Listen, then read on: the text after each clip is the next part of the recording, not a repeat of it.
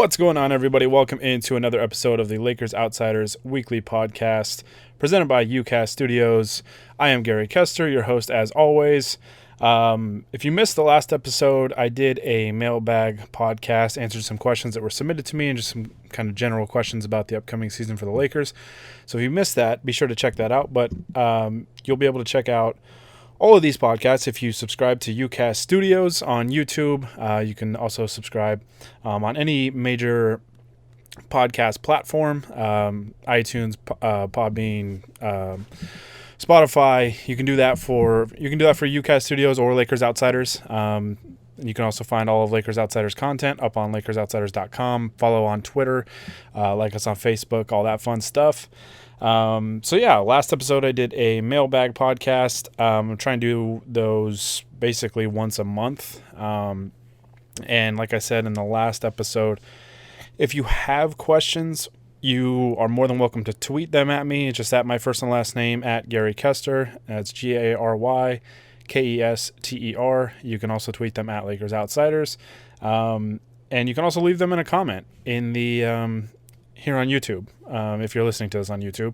If you listen to it on YouTube and you'll want a question on the mailbag pods, just leave them in a comment, and I'll make sure to include those in the next mailbag podcast episode. So that was kind of a recap of what I talked about last time. Today, I'm going to talk about some recent comments that have been made by a couple of members of the Lakers in recent days. By the time I'm recording this, and I apologize in advance if this whole podcast I sound a little funky. I've been kind of under the weather, a little stuffed up, and throat's been a little raspy. So I apologize if it sounds kind of weird, but just kind of trying to get over this bug that I've been battling. But so a couple members of the Lakers made comments recently.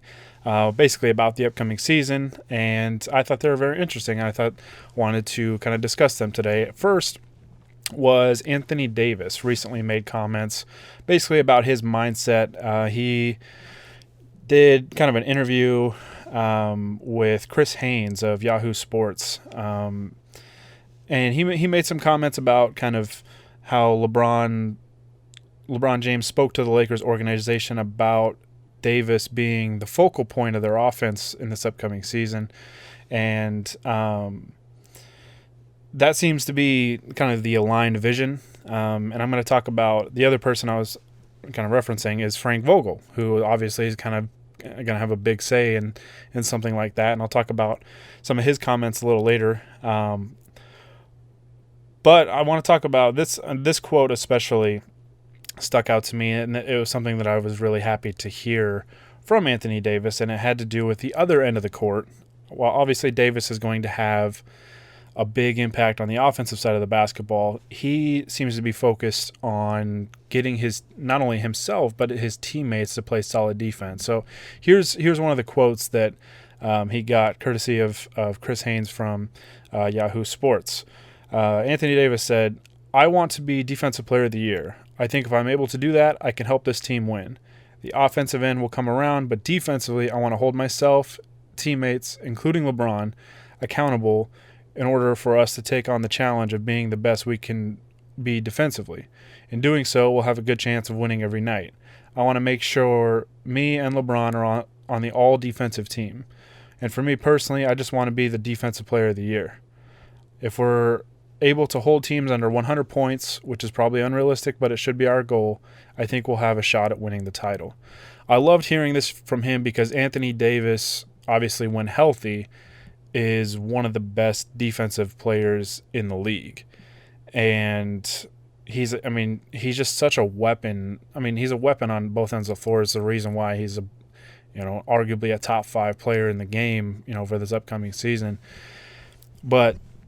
And I'll talk about his offense here in a minute, but defensively, he can dictate so many things. And I think especially because the Lakers have really wanted to keep him at power forward and keep him happy and keep him in a position that he feels is kind of natural to him. And so having a guy like JaVale McGee or Dwight Howard at center next to Anthony Davis allows for just a ton of rim protection.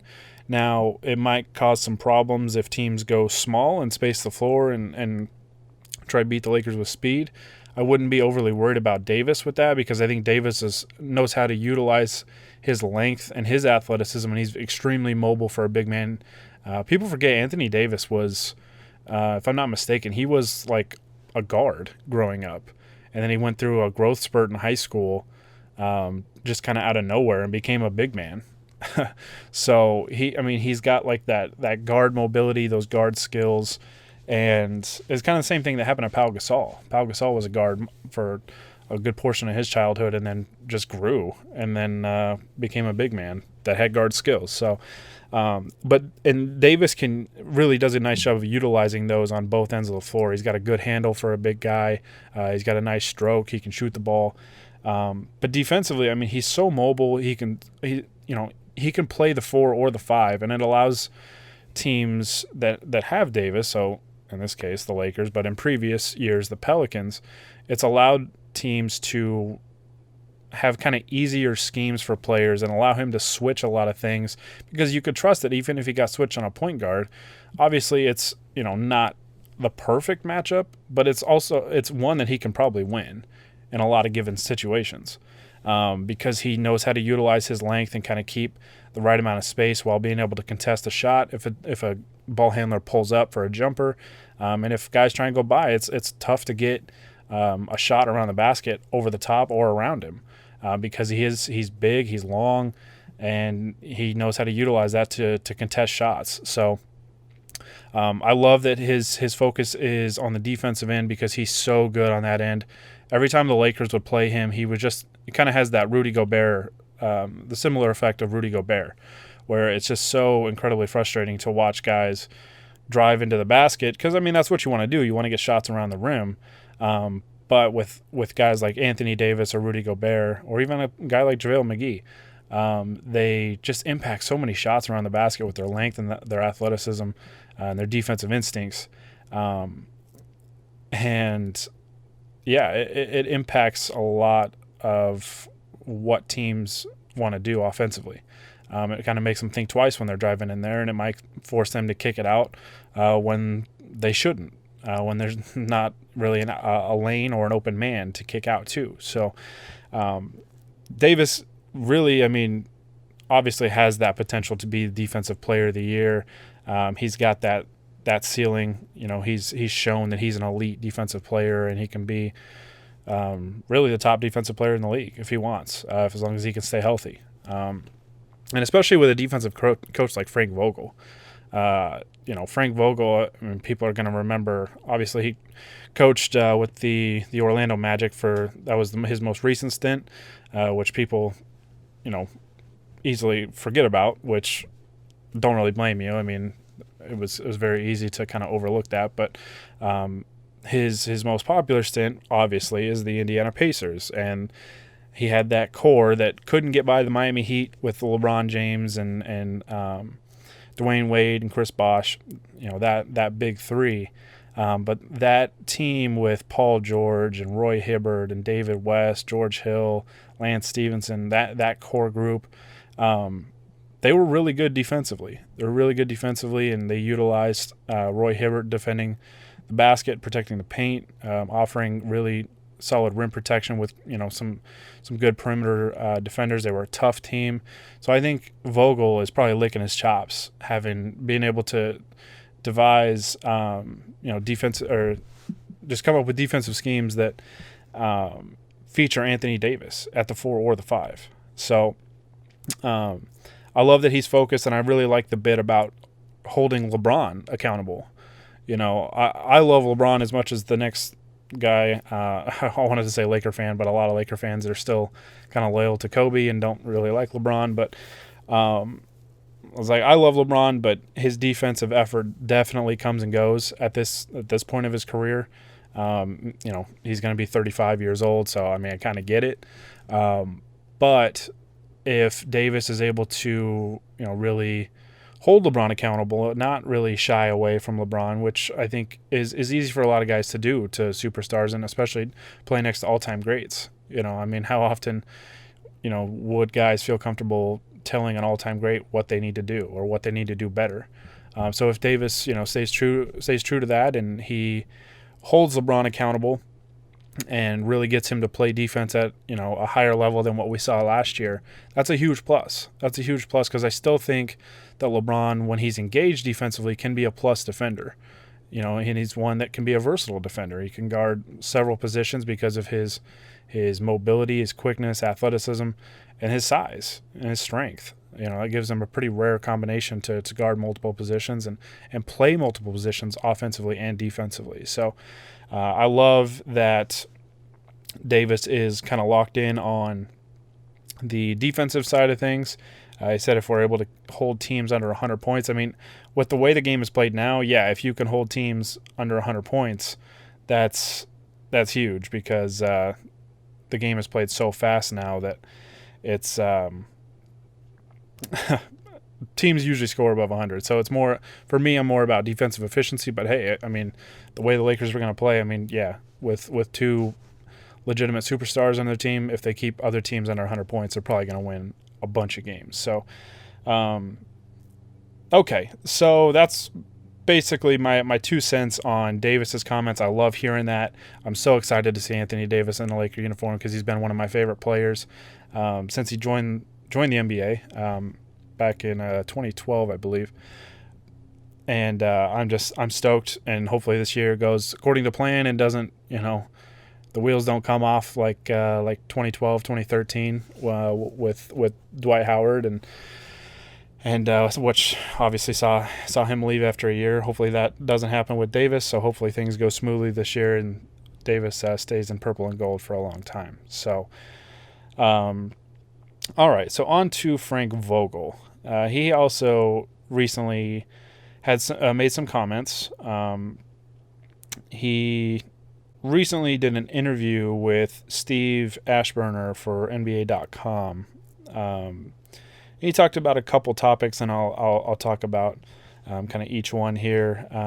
But he talked about basically his superstar duo of LeBron James and Anthony Davis. And here's what he had to say.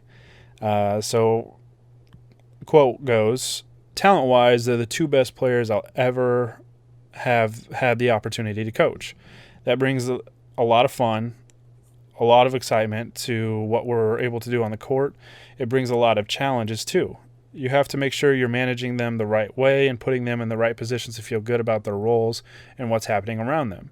There are challenges involved with that, so I'm looking forward to how that is all going to play out."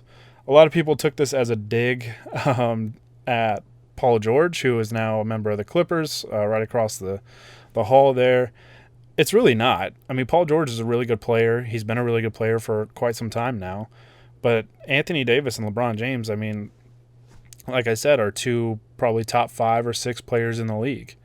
LeBron, I mean, is, depending on who you ask, might be the greatest player we've ever seen. Again, depends on who you ask. I'm not trying to start an enraged debate there, but LeBron, I mean, probably goes down as a top 5, definitely a top 10 NBA player of all time. That much is probably consensus. And Anthony Davis, I mean, has the potential to go down as one of the all-time greats. He's really that good, and the Lakers are getting him just kind of entering his prime.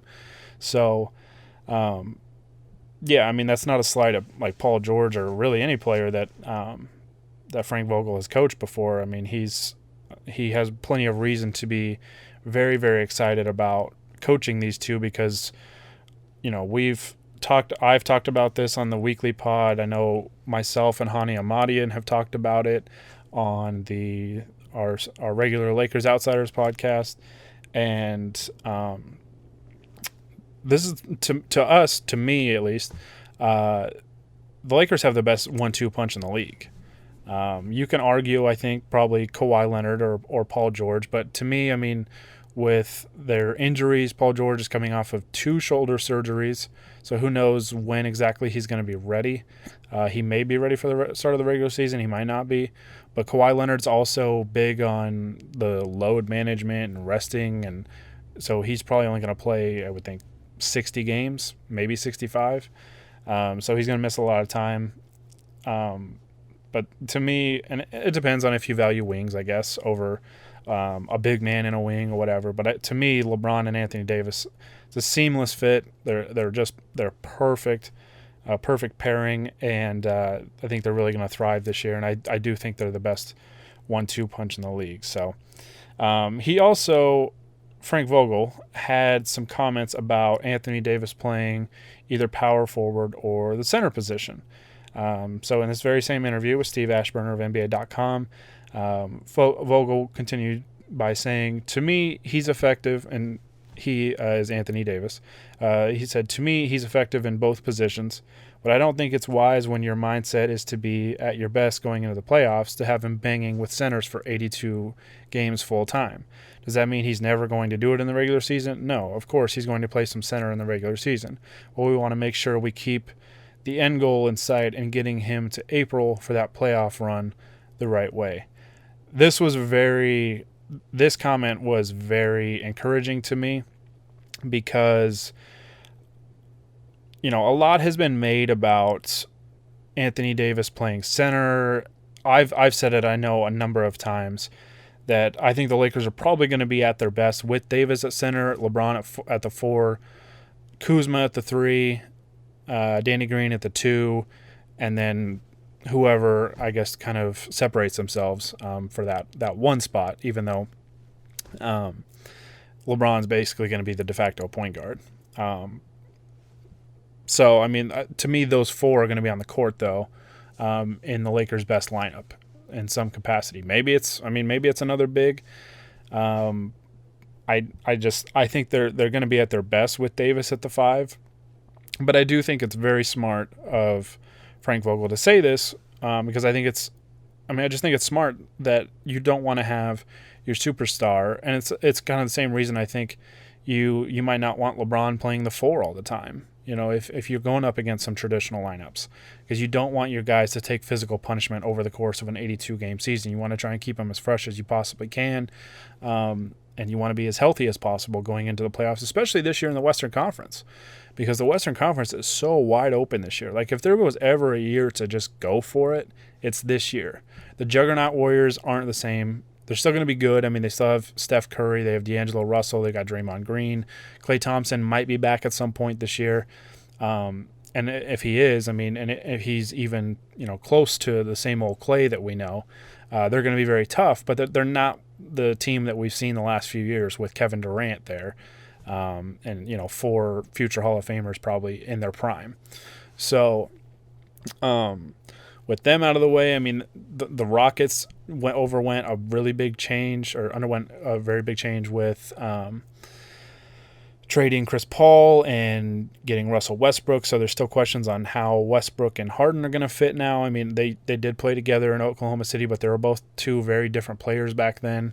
It's a different system, different roster situation than it is now. So, there's just a lot of questions in the Western Conference. I think there's probably 7 really, really good teams. To me, like from 1 to 7, I just don't know there's going to be that much separation. I really couldn't be able to predict when you factor in like the Clippers resting guys, the Lakers are probably going to rest some guys, and teams are going to do that. From 1 to 7 in the standings, I could see being very close, and I don't think seeding is going to be all that important because I think the margin from 1 to 7 is going to be very close, and I think whoever's healthiest come playoff time may win the Western Conference. I think there's a drop off after 7, but yeah, as long as the Lakers are somewhere in that mix, I think they could beat anybody. So yeah, health is going to be of the utmost importance, especially with LeBron and Anthony Davis, and then obviously with Danny Green, Kyle Kuzma, your main guns there. So I love that he said this. I love that they're taking a smart approach.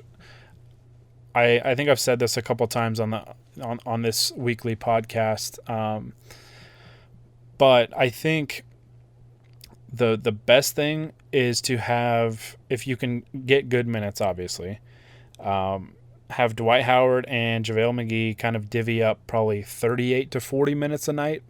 I think that would be in a perfect world. Maybe it's 20 minutes apiece. I don't know. kind of depends on how they play each game. And then if you can have Anthony Davis close the last 6 to 8 minutes as your center in a close game, obviously if the game's a blowout, you don't have to put Anthony Davis at center at all. But if it's a tight game coming down the stretch, and I think if you have Davis close the last 6, 7, 8 minutes, because I think a lot of teams would probably have a similar lineup where they've got one big out there, and I think Davis can sustain that, over the course of the season where he's playing just one basically short stint at center, and I think he'd be able to manage that, and it wouldn't be too physically taxing on him, and I think it could help the Lakers be successful. So, but I do love that the Lakers are really prioritizing health and, just making sure that they are healthy for when the playoffs come around, because this team has been snake bitten by injury really since 2012. That year that they assembled the four big names in Kobe, Pau Gasol, Steve Nash, and Dwight Howard. That year kind of seemed to start it all in terms of injuries, and it's been terrible ever since then. So health is of the utmost importance for this team. So, okay, and speaking of that Dwight Howard and that 2012 team, Frank Vogel also had a comment on Dwight Howard, since he's a member of the Lakers once again, and how his role is going to be with the team will be very interesting to watch, because I think Frank Vogel it's going to be kind of challenging. I think anytime you have a guy that was a former superstar, because I think I said this previously, but Dwight Howard, people forget back in like 08, 09, 2010, like that area or that little span there, was a legitimate superstar. Like he was the best center in the league. Of course, there weren't like a ton of great centers back then.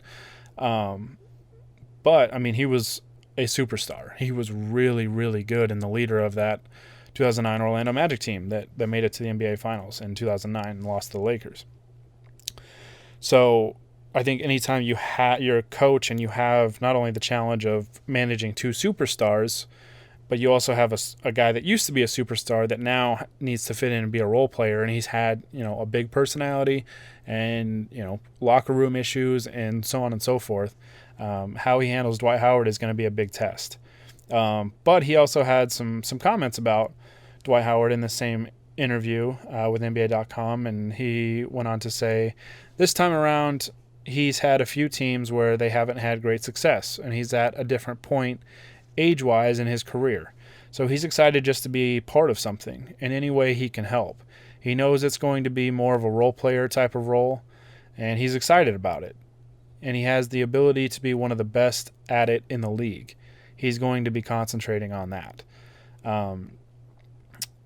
I like that Vogel kind of has probably the right mindset in terms of what Dwight Howard's role needs to be, because I'm not sure that Dwight should start. Really, I think it should be an open competition for that starting center position. I would lean towards JaVale right now, just like I've said before, with his familiarity with LeBron, playing a year with him, and just playing alongside some of the guys that are returning from last year's roster. So that's where I would lean right now. But if Dwight outshines him in training camp and preseason, then, I'm all for Dwight Howard starting. I just think that center position is definitely going to have to be earned by one of those two guys. And, whoever is able to do it will get it. So, but I do like that he kind of understands that the best way that, you have to utilize Dwight nowadays is probably to keep him in a limited role. He is a role player now, and that's going to be key. And that's kind of the right thing to do here. And I'm really curious to see how Dwight Howard handles it, because, as I said, it's tough for guys that used to be star players to understand that they're not that anymore, because they've been, when you think about it, a guy like Dwight Howard has been a star player his whole life, right? Those guys growing up were stars of, their elementary school teams, their junior high, their high school teams. Dwight Howard came straight out of high school, but usually they're a star of the college team. And And then he was a star of. He was the franchise cornerstone in Orlando for a long time, and the Lakers, when they traded for him, thought he was going to be that next great big man. And that didn't work out. Hopefully, he can come back and kind of redeem himself a little bit. But this is a big test for him, because if it doesn't work out, I don't know that anybody's going to want to pick him up, because of he's had just so many failed experiments around the league now, and he's bouncing around the league so much, and he has he's built this reputation for himself that is very damaging. And I feel like this is kind of his last chance to really, he's in the spotlight. So it's going to be put up or shut up time.